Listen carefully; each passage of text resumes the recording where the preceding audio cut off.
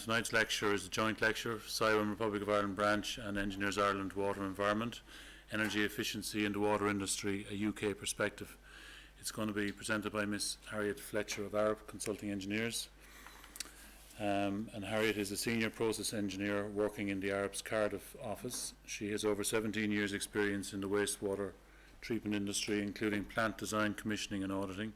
She's a chartered engineer with CIWM and has a BEng in mechanical engineering from Swansea University, a master's in water and wastewater engineering from Cranfield University, and a doctorate in water supply and wastewater treatment engineering. She's worked on several projects for various UK utilities in the water sector, including Welsh Water, Scottish Water and Severn Trent, and most recently as a technical lead on an energy efficiency project for Thames Water.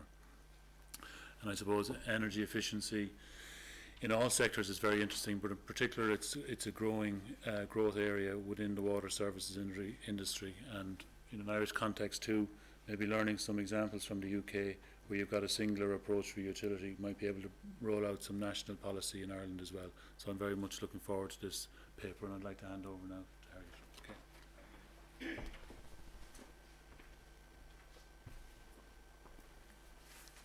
Shove this down a bit. Good evening all. Can you all hear me? Okay? Yeah? Well, hello. And yes, as mentioned, my name's Harriet Fletcher, and I'm going to try and this evening about, well, energy efficiency in the water industry, and try and bring in some project examples and some of the lessons I learned when I was leading the energy efficiency team in Thames Water.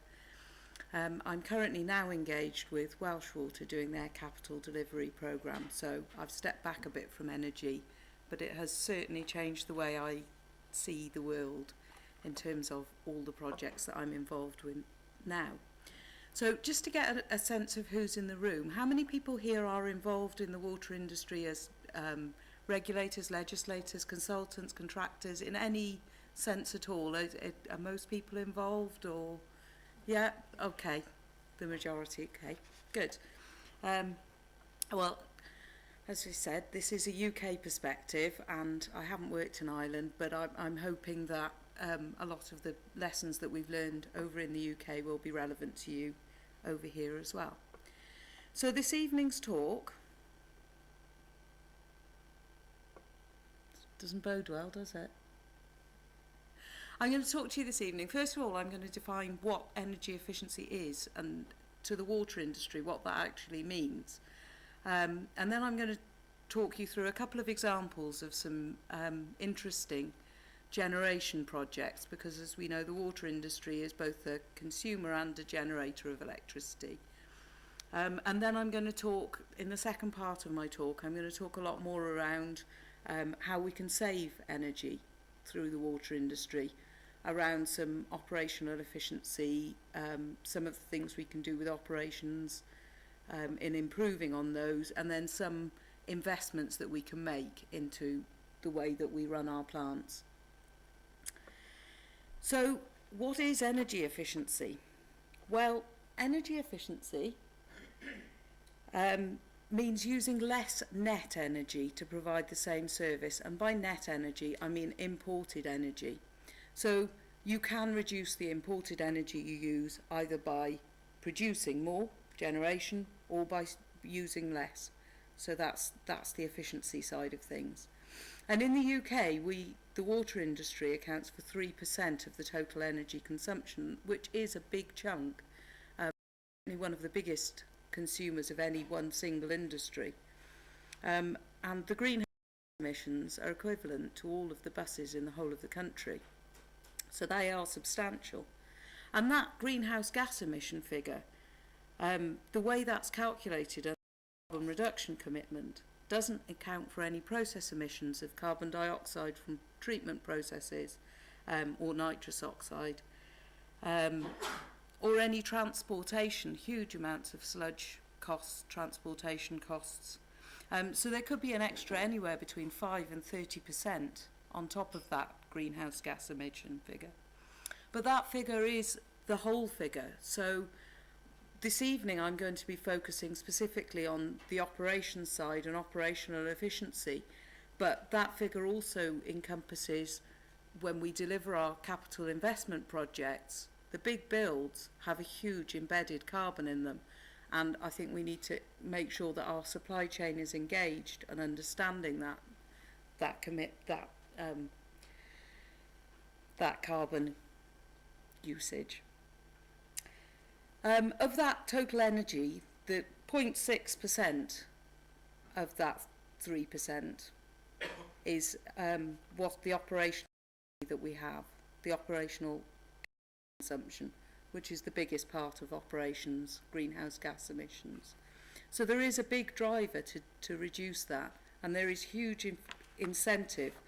And the incentives are social, public relations, economic. We can reduce our operating costs and therefore reduce our total costs, TOTEX, as we're all talking about now in the industry, which is the total capital investment cost, but also your operational costs and maintenance costs. And also there is increasing legislative drivers. And in the UK, the water companies have committed to reducing greenhouse gas emissions by 2020. But that's not on a fixed baseline. That's on a shifting. So they're reducing from, this commitment was made in 2008, I believe. And that's when the baseline was set.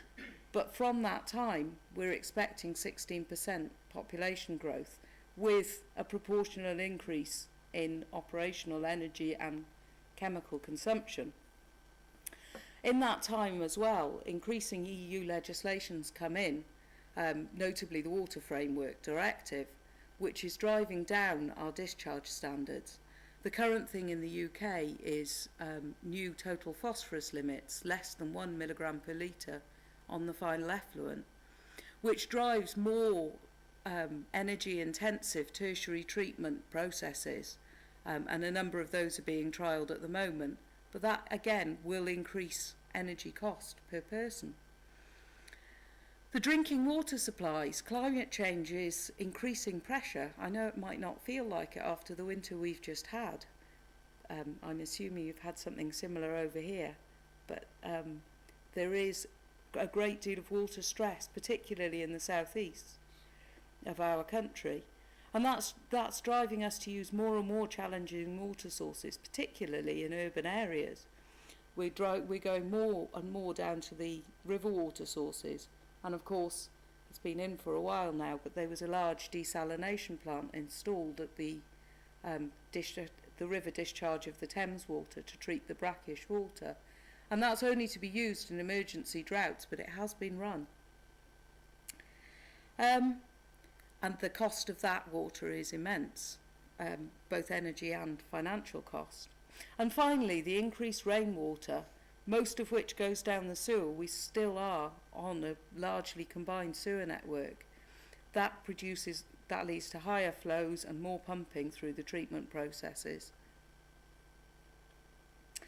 So those are the challenges, and that challenge is an immense challenge, and there is funding available to commit to this, but it's not enough for the simple, obvious solutions. We can't just put a solar panel on every roof. There isn't, the paybacks are not what the industry demands. We have investors to satisfy and customers. There's against a backdrop of some quite severe economic stress over the period when this has been delivered. So we need to get buy-in from everybody involved in the industry. We need to make sure that everybody's thinking is driving down the energy usage and the carbon embedded in everything that we do. That's our regulators, our legislators, the managers in companies, operations staff, our customers, our capital partners, and our supply chain. All of those need to be involved in this. There's been a huge buy-in in health and safety improvements in recent years in the construction industry. We need to now drive that kind of buy-in around energy efficiency. So I'm going to now talk to you about a couple of examples where some interesting energy generation projects have been installed on treatment works. The first one is some wind turbines at Loftsome Bridge in Yorkshire Water. The project was a pesticide removal project, again with that challenging water sources, more complicated treatment processes. And in order to offset the energy impact of that, they also installed at the same time 2 huge 1.3 megawatt wind turbines in the reservoir. And what's interesting about these turbines is that they're embedded into the process rather than exporting the energy direct to grid. They are actually linked directly into the treatment processes. But a note of caution on any generation project, and this was something that we picked up in Thames, was that you are completely driven by government legislation, because there are incentives around generating energy, and your payback, your financial incentives can be hugely affected by a change in government or a change in government policy due to some particular pressure group or another. So you must be wary of all of those things when you are planning out any renewables energy projects. The second project is more of a sort of a holistic energy factory approach, which was again delivered with Yorkshire Water. This is Esholt wastewater treatment works, and the aim of Yorkshire Water, they put this aim out in 2012, was to make the entire plant self-sufficient in energy, which, given that the current aim is to deliver around 30 to 50% self-sufficiency, that is a big challenge, and it's an impressive statement to go through. So we did a study with them to work out how that could be done. And the treatment process that existed before this study was inlet works, primary treatment, conventional activated sludge. 50% of the sludge generated through the treatment process went through conventional anaerobic digestion, and the other 50% went to an ageing incinerator. The engines, there were CHP engines on site, but they were ageing and beyond asset life and not suitably sized for purpose. So the solution that was agreed upon in the end was, because there was a big drop unusually for a wastewater treatment plant, and this is that creative thought, where can you spot an opportunity and seize upon that opportunity? Because of that, at the inlet works, there was a 10-metre drop, so we installed some hydro turbines, which were screw-type hydro turbines, the first, and to my knowledge only, hydro turbines installed on wastewater. And they were there to generate 190 kilowatt hours of electricity.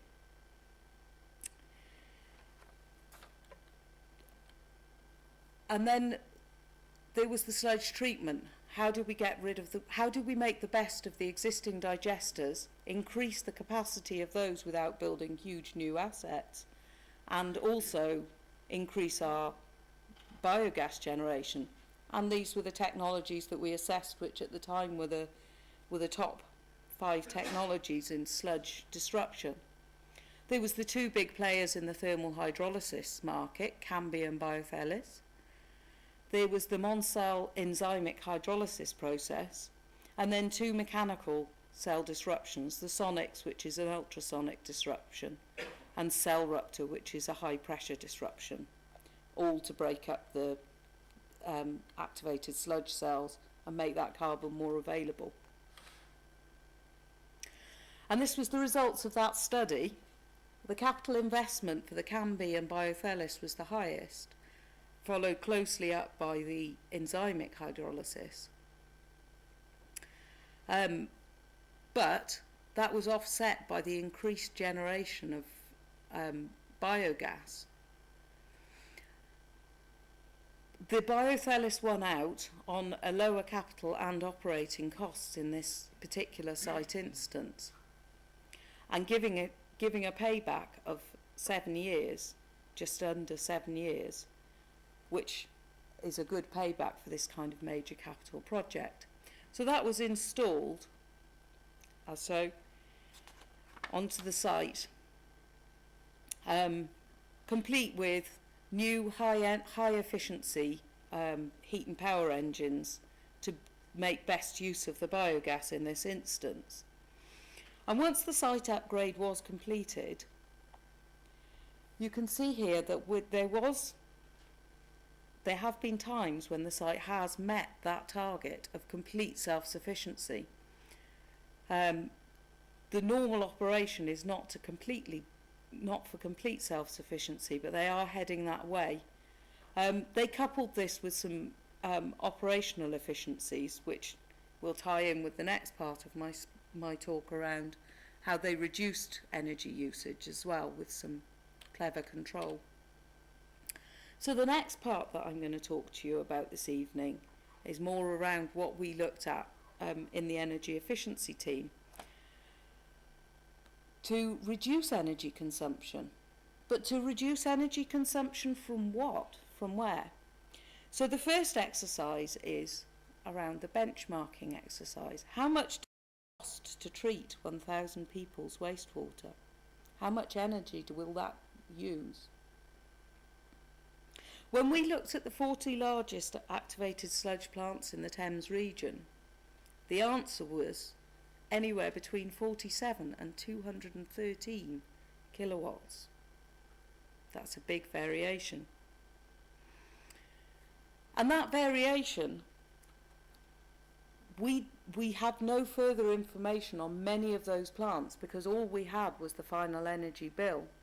And in some cases, that energy bill actually included some of the generation figures because that was not necessarily measured.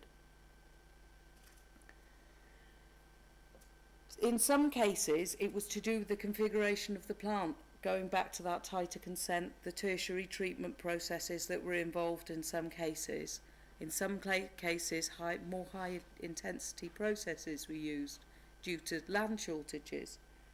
In some cases, it probably was just very poor efficiency in the operation of the plant. But the data at the moment is not available to completely unpick that from a desktop study. You have to know and understand the sites. Similarly, how much is it to deliver 1 megalitre of treated drinking water up to the current UK standard? Looking at a collection of Welsh water sites in the South Wales valleys, the answer to that is anywhere between 30 and 130 pounds per megalitre. Again, that's a huge variation. And in the water treatment, it's a lot to do with site elevation and drinking water quality. But again, because there was no interim data available, it wasn't possible to unpick how much of that is efficiency. What does a good treatment plant look like at the top of a hill? What does a good river water source look like? And at the moment in the UK, there is a large piece of work going on around benchmarking. The water companies are going against the grain and talking to each other and swapping data to try and actually answer some of these questions so that they can move forward with a better understanding of what do we know, what does good look like, what are we aiming for.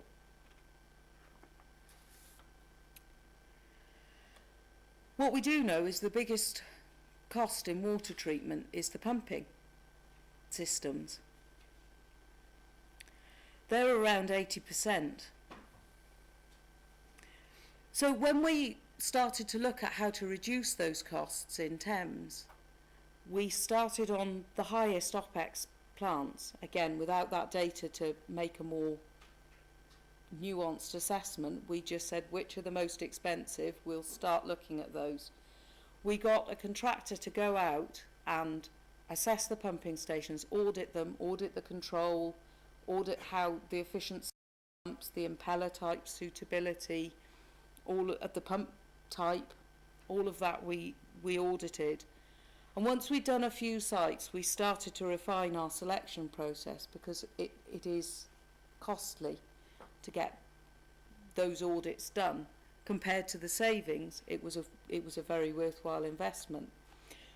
But once we got the data back from those assessments, we could make sensible capital maintenance decisions to invest our money wisely, to save the most for our money, to really make big improvements around those the water pumping stations.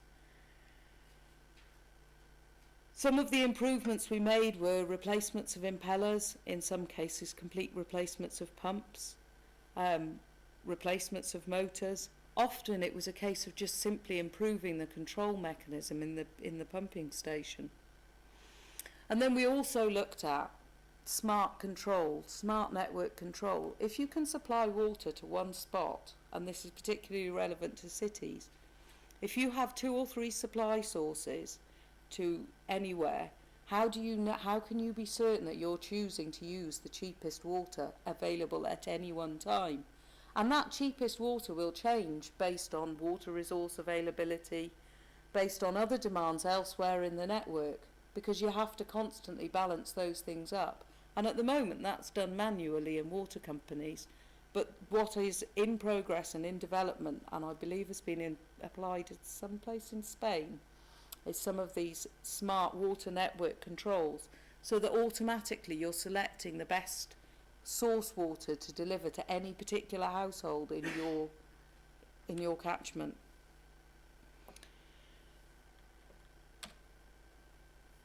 The same approach with wastewater, aeration being the big cost. Conventional wisdom would suggest it's 50% of your cost. Where we actually had some metering data on the blowers, we found that it could be anywhere between 20 and 90% of your site energy cost. Again, that's around the plant configuration. It was a lot to do with other processes out on site, how much you could be generating on the site. It was also a lot to do with how the blowers were controlled, when the diffusers were last cleaned, if ever, what chemicals were being applied on site. Did you have advanced primary settlement? Obviously that will then reduce your aeration demand somewhat. So we actually did complete site audits, but I'll come on to site audits again a bit later. But when we were assessing aeration systems, we also did a lot of work looking at the condition of the capital assets and particularly the condition of the mechanical and electrical equipment. I'll bring you on now to the hierarchy of control, as we called it. So an aeration system, you can literally just run a blower or a rotor, full speed, flat out, all day, every day, and you will get DOs anywhere between 9 and 0.5. You will probably meet your consent. You then go on to, well, you have to at least have an aerator before you can have a variable speed system. You have to have a variable speed system before you can have any kind of dissolved oxygen control set point. Or do you actually need to treat the effluent to the quality that you're treating it to? Could you sort of go back and look at some kind of slightly more advanced but still simplistic feedback ammonia control loop? You have to make sure that, because compliance is what drives us, compliance is the business of wastewater, you have to ensure that at all times you've got some resilience around meeting your consent. But is there a gap between where you are and where that resilience point is? And then there are the advanced dissolved oxygen control, the advanced control systems for the activated sludge process. And there are various players on the market, more coming on at all times. They all work differently, they're all technically different, but they are advanced. And they will tell you that they'll deliver anything up to 30% saving. But that 30% saving can only be delivered on an operational treatment works. And you'd be surprised how the condition of the assets is not what they would price against. They would be pricing against actuated valves, working mixers, some kind of sludge control in place already. Do you have that? So I modelled this in with a process modelling software to have a look at what the different control options theoretically could give you. This was a process model that I had of a large activated sludge plant in South London. And the results that came out, I think, showed a few things. So the low minimum, so the green bar that we've got on this graph is minimum DO requirement, minimum aeration requirement, sorry, in metres cubed per hour. The blue line is the average, so that's your total cost really, and the red line is the maximum. The ammonia control, which is third along, that red bar is shorter, and to me that indicates that there is more risk to consent, and you have to understand what that risk is and whether you're happy to carry that to make the operational savings. It's all about balancing, trading things off against each other. The dramatic drop in the minimum aeration airflow requirement for the ammonia and solids age control was the best approximation that I could get with the controller at the time to mimic what a real-time control system would do. It's certainly not as sophisticated as the hack system, probably not even as sophisticated as the perceptive system, but it was a good enough approximation to give an indication.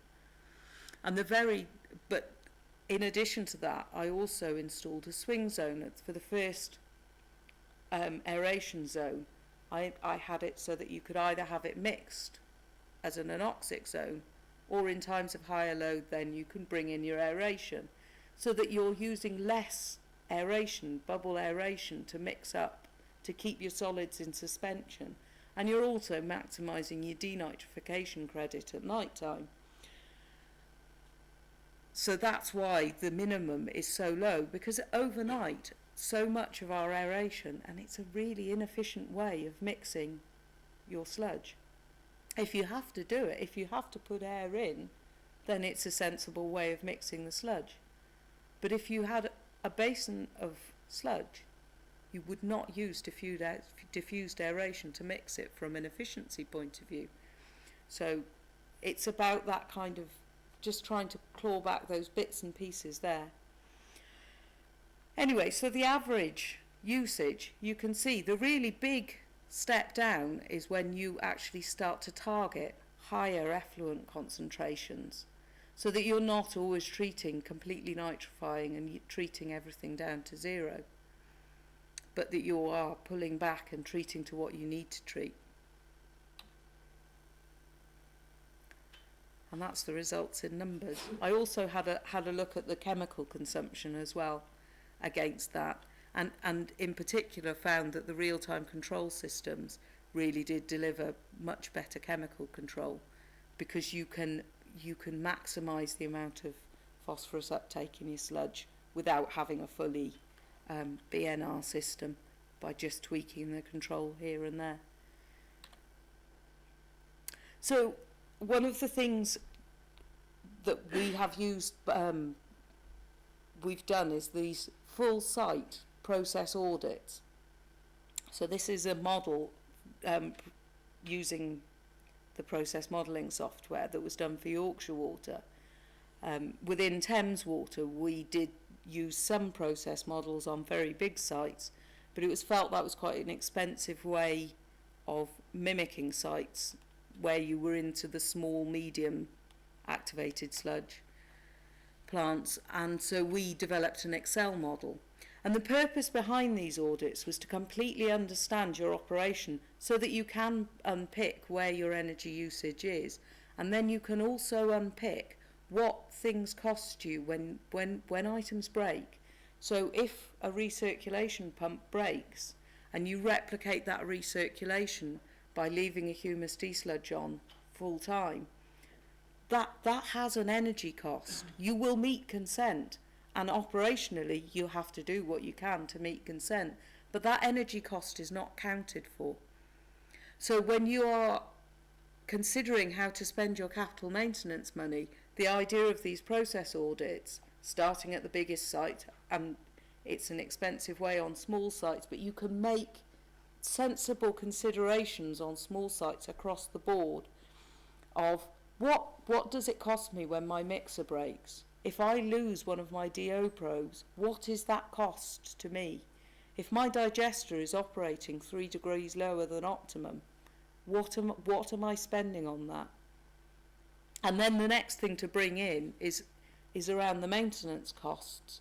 How much of my operator's time is spent fixing this? How much time am I spending nursing these pumps because my screens are not up to the job?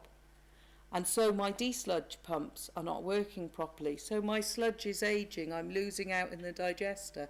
And that was the point. It was that whole site holistic, trying to actually unpick what those costs were so that capital maintenance money could be informed a lot better. And one of the things that part of the solution to this problem is around bolstering capital maintenance money with energy efficiency money to get the best solution for your site and keep your operational costs down to the minimum. Similarly, we've done the same sorts of process audits on drinking water sites to achieve much the same goal, to ensure compliance around drinking water safety. Of course, that's absolutely critical. Looking at reducing chemical consumption. What's the cost of using more chemical here versus more backwashing there?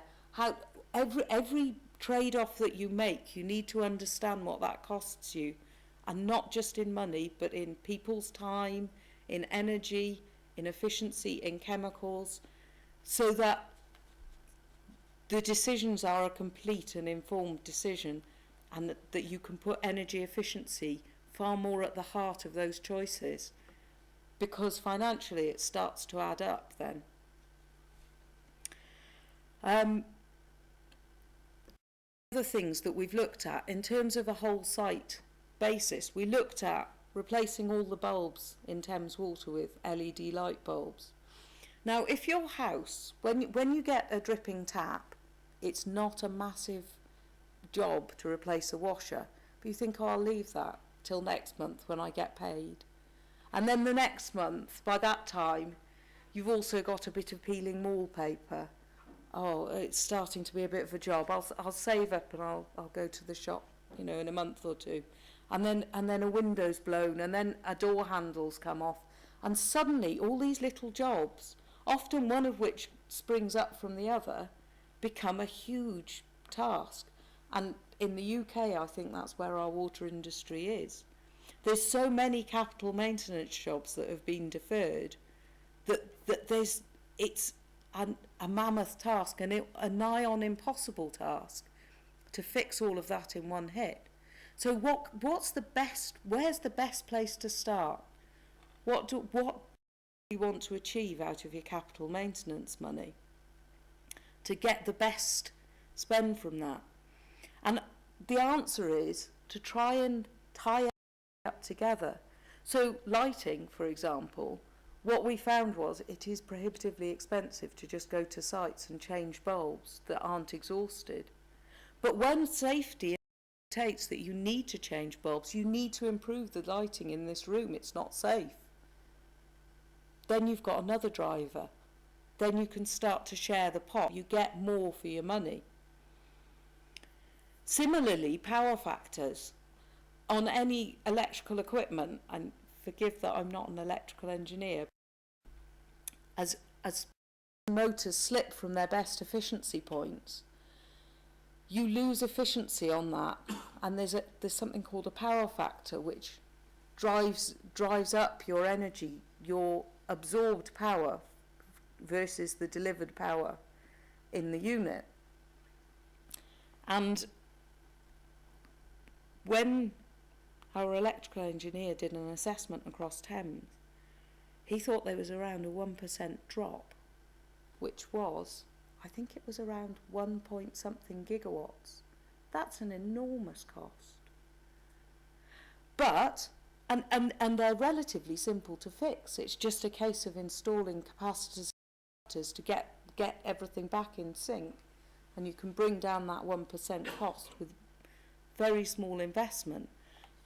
But the overheads around going out to site every single treatment works make that very expensive. So what you do is you look for works where there's a capital project, and any capital project you do, you don't just, all designers will design to very high power factors. You don't just fix what you're there for. You go round and you just do an audit of what else is on site, where else can we make improvements, and then with that assessment you can take that forward and actually look at spending all of your money wisely, from the capital maintenance, from the energy efficiency pot. It's about drawing from all the different pots. And the way that the UK is regulated, and I'm not sure if it's the same here, is that we have to spend capital maintenance money on capital maintenance, quality money on quality, growth money on growth, so that we have all these very separate pots of money. And so water companies are quite fractated, and each group of people goes round with their blinkers.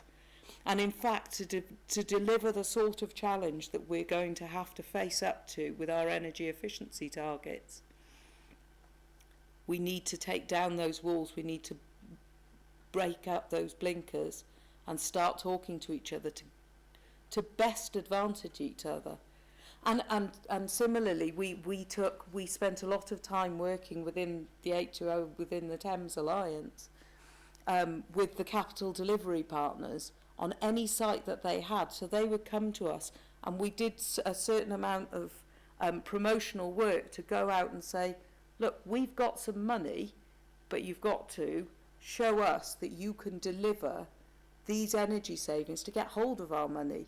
So we let them do the work. You know, design engineers, you go and find us those savings, come up with things like that hydro turbine, come up with the smart ideas, and let's get our deliveries that way, where we'll let the big capital projects pay for all the sites set up. We'll let them pay for so much of the stuff that just eats up at your budgets. And then finally, to close, I've talked all evening about energy efficiency. But is it really the best thing to do with biogas to burn it in engines? Some of the things that we've looked at in Arup, obviously there are the engines, and in many cases, most probably, that makes sense. But there's been a couple of projects to put energy biogas direct to grid. I'm not sure I want to fry my sausages on poo gas, but that has been done, and that's been delivered quite successfully now. There's also been studies around using biogas as vehicle fuel, which of what came out of the Paris climate conference could well be quite an interesting growth industry. So thank you very much for sparing your evening to listen to that. Has anyone got any questions?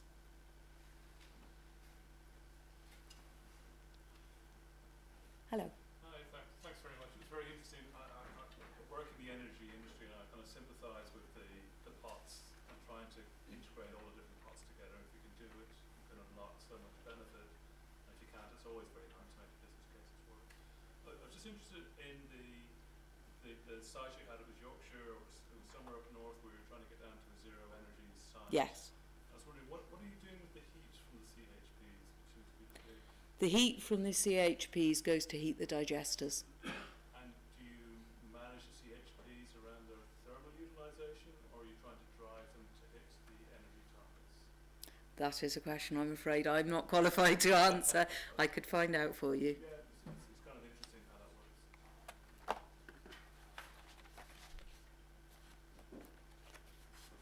If you come and catch me afterwards, then I can take an email address and find out for you.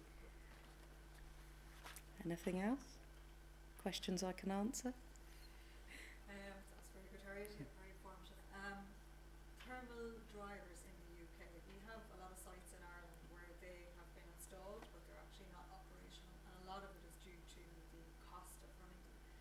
has there been similar experience in the UK? Have they gone away completely from drying, or what's their position with that currently?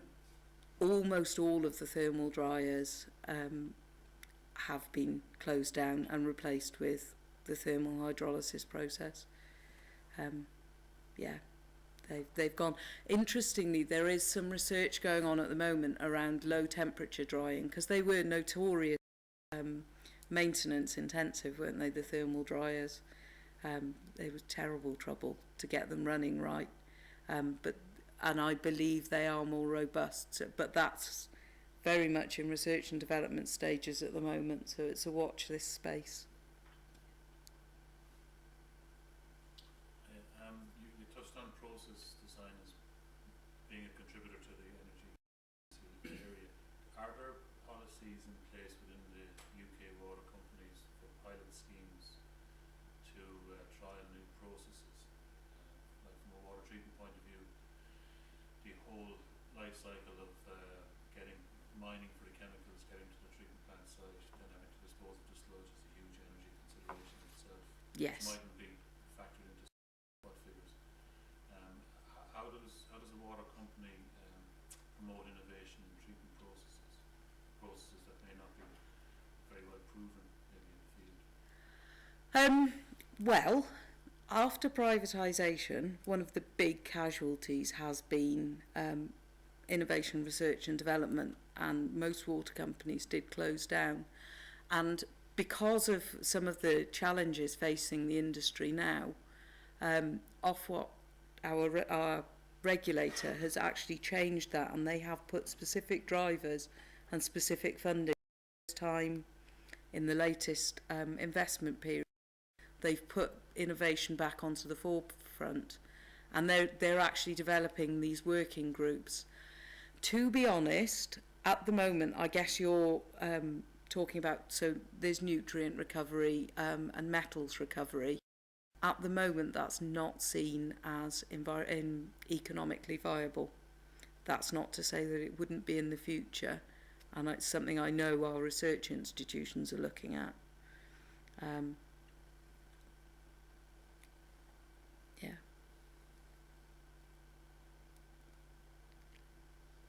I've blown everyone's mind into silence. Have you any figures on how much gas could be injected into the grid, into the gas transmission or the gas distribution systems in the UK? No, not in total. The successful project that was done up in North Wales, and it's just so happened that that treatment works, which is just a conventional digestion plant, I think. That treatment works was located right next to a gas main, so it worked really effectively. I don't know in total. I suppose in a way it's limited by the amount of gas you have.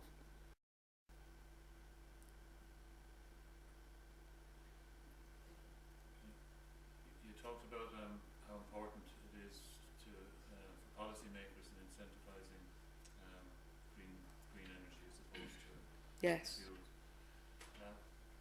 What's the current buy rate and sell rate for electricity in the UK based on green energy? It completely depends on how you're generating your electricity. It's an incredibly complicated tariff system, and I will hold my hands up and say I don't fully understand it. But there is one tariff for solar panels on roofs. There's another tariff for solar panels on the ground. There's another tariff for solar panels on water. There's one tariff for wind farms on hills. There's a tariff for offshore wind farms. There's a tariff for... There are so many different tariffs. It's incredibly complicated. And is it more expensive to buy from the grid, or do you get more money if you sell back to the grid? It actually depends on what the government... And that's what they do. So they tinker around with the buy and sell rates. I believe it's more energy. It's cheaper to use the energy on site than it is to try and sell it to the grid. So, Okay, yeah. At the moment it's about 30% more expensive. Well, you only get about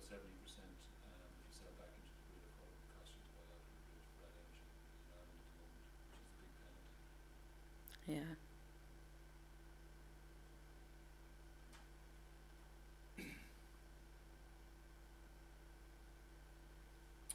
I think very interesting, number one, a very interesting paper, but a point that comes across to me as very interesting is your concept there where you were using ammonia basically to control the level of oxygenation and mixing in treatment works. Yes. Do you monitor the ammonia, and how is it done? Or for that matter, if you go further, do you monitor the phosphorus and the ammonia in the ABPR plants, for example? So the results that I presented there were entirely theoretical.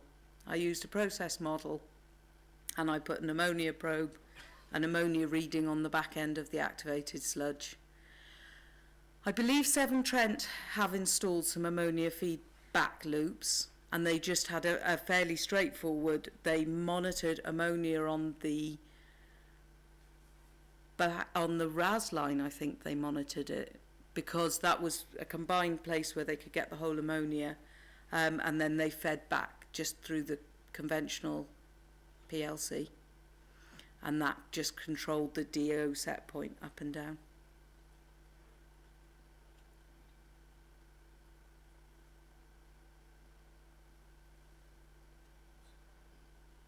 You had mentioned that at the start of your work that there was very poor data available in terms of processes at different parts of treatment plants. Has that improved over the in recent years, or is it still the case in the UK? I believe it's an improving picture. I don't have the most up-to-date information because I've stepped away from that and I've stepped away from the energy and gone back to the projects more recently. It's just you commented on biogas in use in vehicles. It's obviously the big cut trial that Thames Water carried out, and the Wessex project, Wessex Water project in Avonmouth. I don't know anything about the Wessex Water. The Didcot project was not fantastically successful, but that was a lot to do with the condition of the plant, and there was a lot of blame on all sides around that project because it didn't go fantastically well. And this is, I guess that's a really great example of, you can do anything clever, but if you haven't got your foundation right, if your treatment plant, your thermal hydrolysis processes, they won't deliver what you want them to deliver if you can't get the sludge out of your primary tanks. Your gas, if your digesters are leaking the gas into the atmosphere, how can you possibly put it to grid? So that one is, I can comment on. I don't know about the Wessex one. I think there's so much uncertainty around refits that you talked about. I mean, even AD was incentivised and it's been disincentivized, I suppose, in the UK host gas market. So Yes. that changes the setting all the time. But then if we have a hot, dry summer, who knows, everything may change again. You know, it does come with the wind, which is the risk around the generation projects. Do you have any comment on recovery of heat from sewers? None at all. It's something I know nothing about, I'm afraid. Harriet, do you foresee water authorities having to report their energy and chemical use per megalitre of water treated or wastewater? In the bills that you receive? I don't think it will ever be reported in customer bills, no. I think that would be too contentious. Interesting, because the European Union drivers for energy efficiency and reporting, we all get our electricity bills and we know roughly how much carbon intensity is in every kilowatt hour. And when we're looking at energy efficiency at the point of use and we're trying to reduce water use, nobody really takes account of the energy, embodied energy in the water, because it's very hard to find out from anybody. So how much energy was used to transport and treat that water to get to the end point of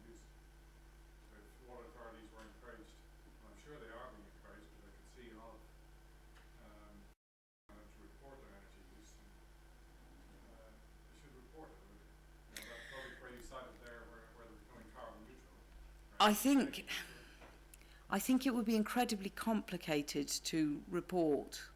They could, I think, so each water company could report an average figure, and I suspect you're right, that may well be driven through in the future.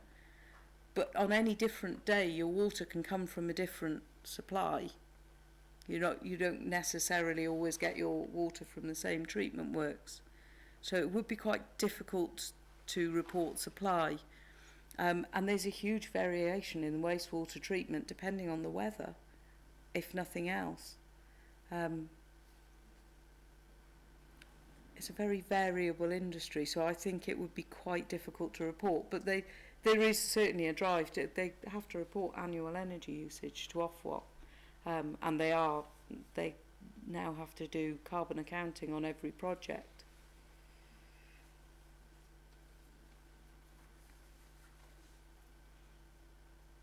Hello, yes. I'm interested in the hydrogen Okay. wastewater. Yes. How successful is that? Is the experience in future? How in terms of maintenance? How persistent is the efficiency in the new one? It is still running, and I believe it's still running as efficiently as it was when it was installed, or there, within the expected parameters. Again, if you come up to me afterwards, I can give you some email addresses and get you more project details from mechanical engineers who know more about that than I do. Okay? Yes.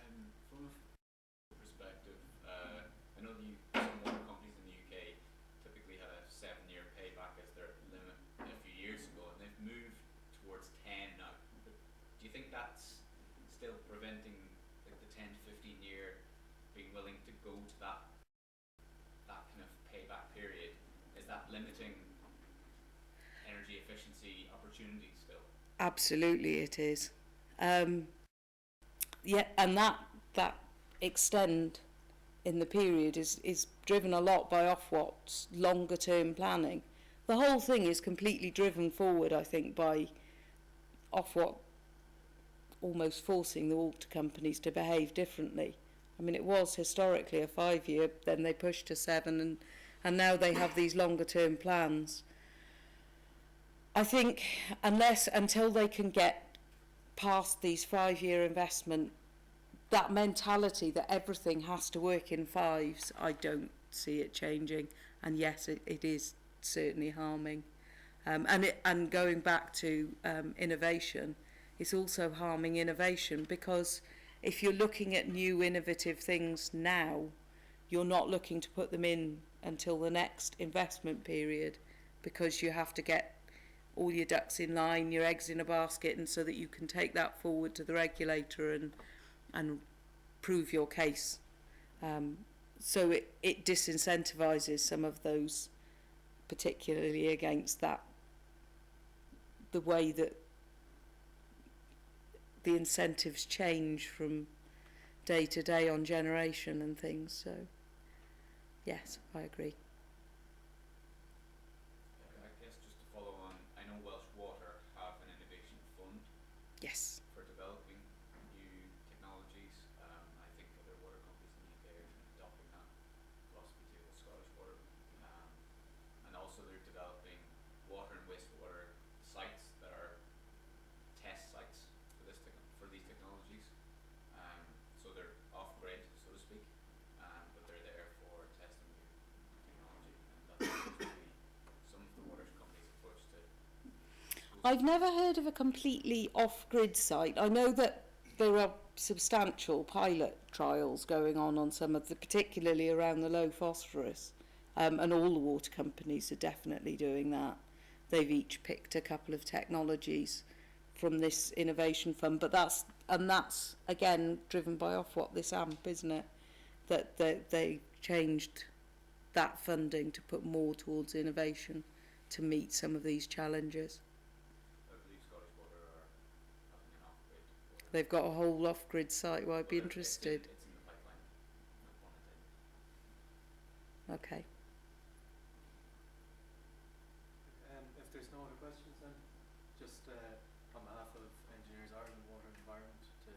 Seaman, first of all, for organising the talk, and then yourself in particular, Harriet, for coming over and giving us an insight into what's happening in the UK industry.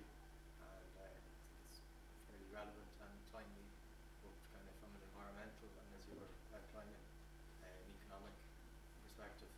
And so running through both the kind of innovative and new technologies and maybe some of the more simple ways of reducing our energy costs and increasing the efficiency of the plants. So just a thank you very much. Thank you. Oh, thank you.